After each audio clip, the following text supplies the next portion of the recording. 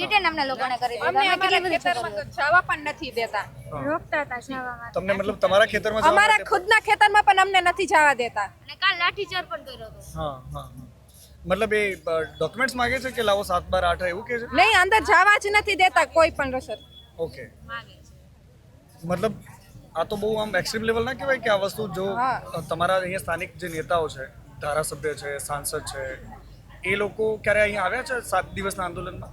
ના, ધારાસભ્ય આજે આવવાના છે એવું કહેવામાં આવે છે. અચ્છા, કોણ છે ધારાસભ્ય તમારા? કાંતિભાઈ. કાંતિભાઈ અમૃતિયા. એ તો મંત્રી છે ને સરકારમાં. હા. તો કાંતિભાઈને તો તમારી વાત કાનાભાઈ લોકો નામે કાનાભાઈના નામે ઓળખે છે ને? તો કાનાભાઈને તો તમારી વાત સમજાવવી જોઈએ. એ તો કહે છે હું પણ ઈ જ ખેડૂતનો નથી દીકરો સમજતા તો પણ અમે શું કરીએ હવે અમારા ગામના જ નથી સમજતા